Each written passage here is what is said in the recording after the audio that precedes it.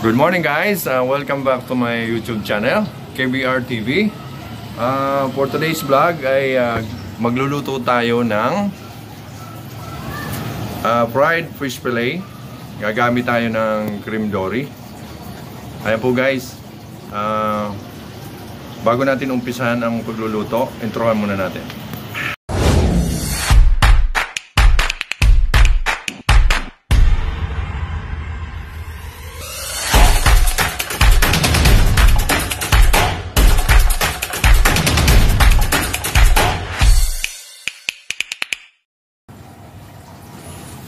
Ayan mga kaluto, nandito na tayo sa kusina kung saan ay ipapakilala ko sa inyo ang ating mga ingredients sa paggawa natin ng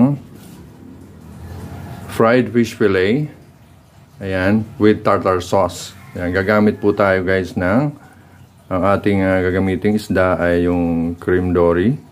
Ayan, so ipapakilala ko na sa inyo ang ating ingredients. Gagamit tayo ng harina at saka cornstarch. So, imimix natin dyan yung cornstarch at saka harina, tapos black pepper. Ayan, yung pino. So, asin. I-coated natin yung fish. Then, i-fried natin. So, gagamit din tayo ng egg. Mamaya. So, ayan. So, meron tayong mayonnaise para sa ating tartar sauce. Mayonnaise tsaka lemon, black pepper, onion. Yung pagsama-samahin natin yun. So, ayan. Yan po ang ingredients natin. May lemon, onion. Pwede rin kayo guys, mas mainam kung gagamit kayo ng yung pickles. Ayan. So, okay yan. So, wala tayong available na ganyan. So, gumamit lang po tayo ng onion. So, ayan po guys. Ayan ang mga ingredients natin. Harina, cornstarch, mayonnaise, salt, black pepper, lemon, egg, and onion. Ayan. Siyempre, yung ating creamy dory. Ayan po guys. Mamaya balikan natin. Ayan mga kaluto, nahiwa na natin yung ating fish. Ayan, yung fish fillet natin. Ito po. Hinugasan na natin maigi at i-drain natin siya guys. Kailangan tuyong-tuyo siya guys para i-dip natin dito guys sa itlog. Ito po yung itlog natin, binati ko na. Ayan guys. So mamaya i-dip natin dito. Tapos ilalagay natin doon sa pinaghalo nating flour tsaka cornstarch, black pepper, asin. I-coated natin siya doon at then ipiprito na natin guys. So abangan nyo guys, balikan natin mamaya. Kaya mga kaluto, lalagyan na natin ng paminta yung ating flour tsaka cornstarch. So, ayan. Lagyan natin ng salt.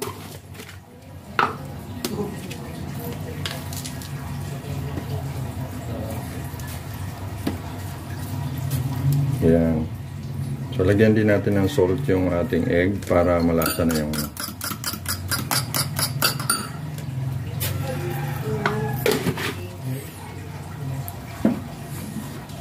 So, ayan po. So, bago natin umpisahan magprito, kasi pinapa-drain pa natin yung fish natin.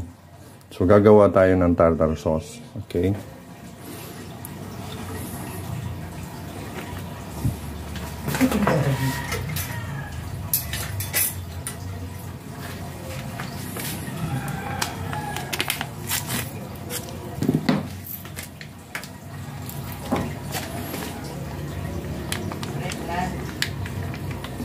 So, ayan. Kalahati lang ang gagawin natin. Ayan, kalahati lang nitong sachet na to, guys. So, depende yan, guys, kung marami yung gagawin nyo. So, siguro isang buo.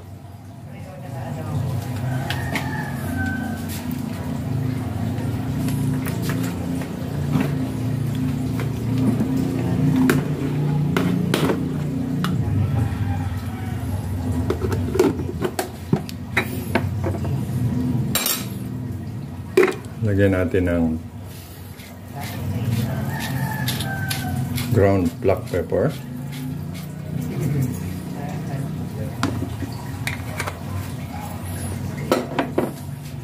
Pigaan natin ng lemon. Ayan, konting lemon lang guys. So depende yan sa mayonnaise. Kinalahati natin yung lemon, kalahati din ang kalahati. So ayan. So ilalagay na natin yung onion, minced onion. Ayan. Simple lang itong ating tartar sauce. So imimix lang natin guys. Ayan. Mix well. So, wow. So ganyan lang kasimple. Simple lang. So ang iba naglalagay ng pickle. Mas mainam yun. Pero dahil wala tayong ganon, hindi available. So gumamit lang tayo ng onion. So ayan, ganyan lang kasimple guys. So mamaya magpiprito na tayo guys. Balikan natin mamaya. Ayan guys, mag-i-start naman tayo gawa ng katulad ng sinabi ko kanina, pinaghalo-halo lang natin yung cornstarch, harina, black pepper, yung ground black pepper, saka salt. Ayan. Magsama-samahin lang natin yan.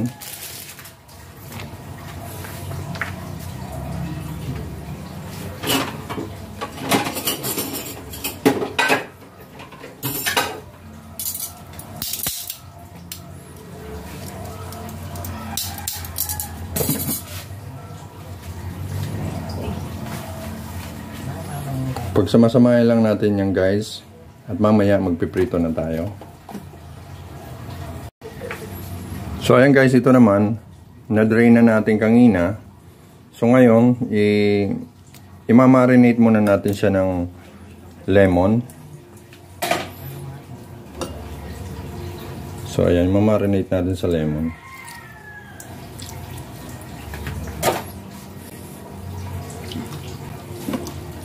Ayan, malinis po ang aking kamay. Naghugas ako kanina. So, ganyan lang guys. Ito na, sabi ko na sa inyo kanina, pinaghalo-halo na natin yung ground black pepper, salt, and flour, cornstarch. So, ayan. I-dip natin mamaya dyan. So, ayan.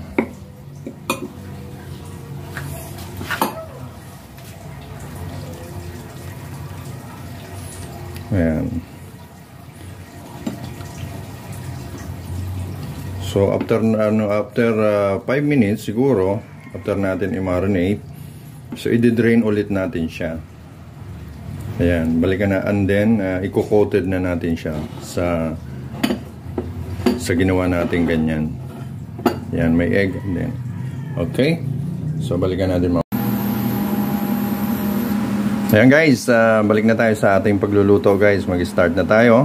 Ayan, iinitin na natin ang mantika sa kawali, syempre. Ayan. Lalagay na tayo guys. Ayan. Syempre, painitin natin. Ayan po guys, na na natin to, na drain na natin yung ating fish fillet. So, i-coated natin siya dito sa flour, salt, and cornstarch, ground black pepper. And then, we have an egg. Okay. So, i-dip natin dito yan. Lalagay natin doon. At ipa-fry na natin. Okay. So, ganyan lang.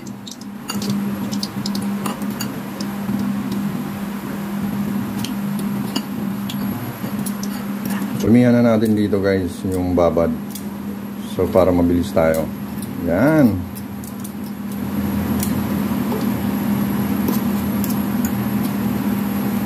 So, babaliktad natin yan. So, hinaan lang natin ang apoy, malakas. So, ganyan lang kasimple guys, oh. Ayan, paulit-ulit lang yan. Ayan.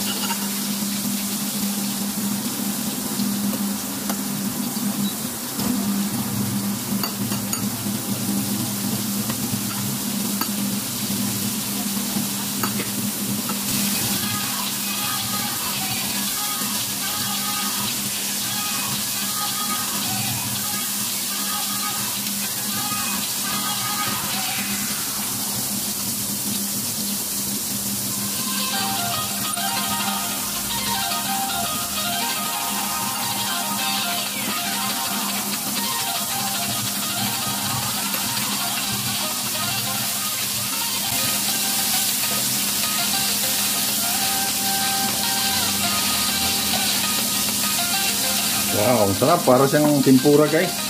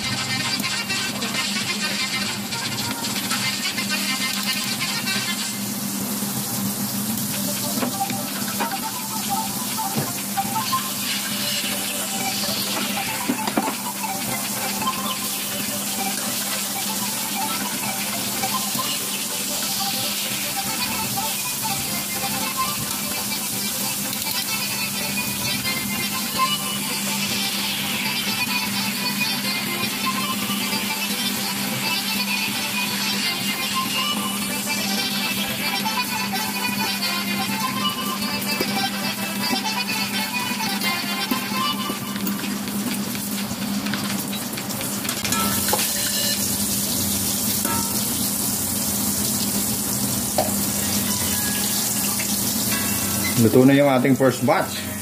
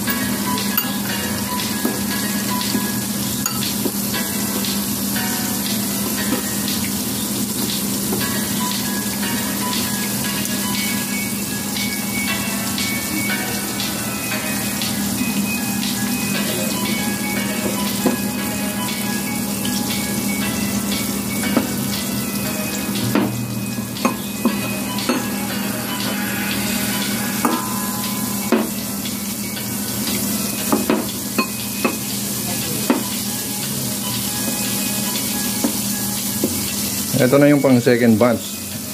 Third batch. Pang fourth. Ayan. Ganyan lang kasimple guys. Sarap na naman ang kain ni Boy Cam nito. Asa na si Boy Cam ko?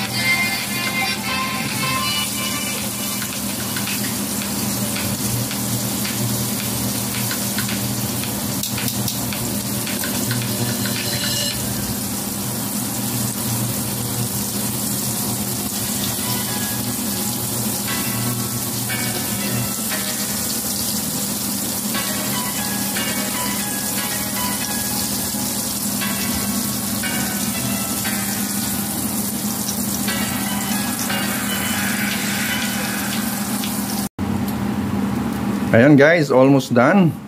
Ayan na po. So bago tayo magtapos ay magsha-shoutout muna tayo guys sa ating mga kababayan dyan sa Bicol, sa Gubat, Sorsogon. Ayan, sa Gubatnon kami group sa United Bicolanos Worldwide, Batch 89, Gubat National High School, at sa Aldana Elementary School, sa principal and mga teachers. Okay po.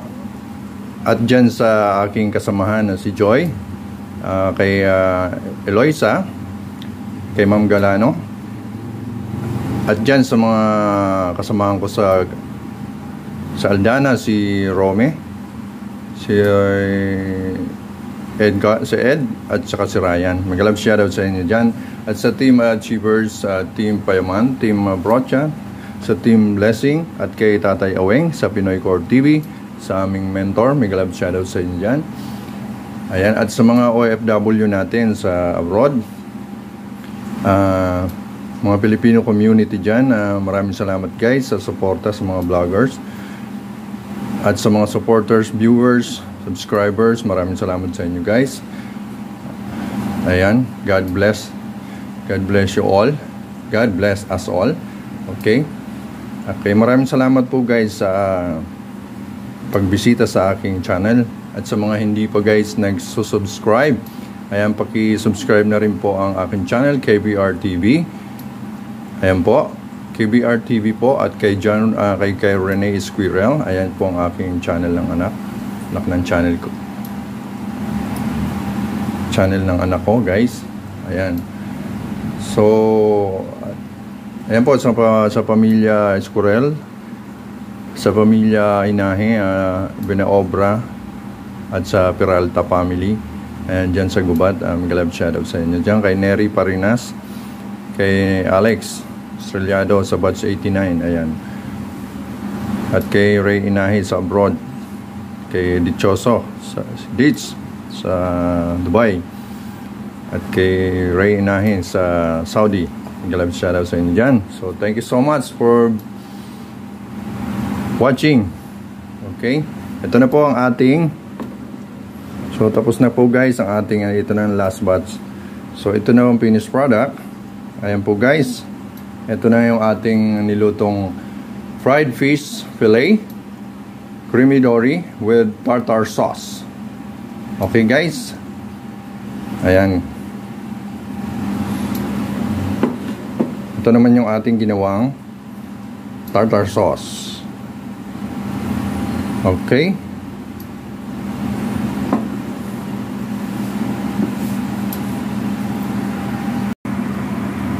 ayan, thank you so much guys. Thank you very much for watching. Ayan, so hanggang dito na lang po ang ating video. Bye. God bless us all.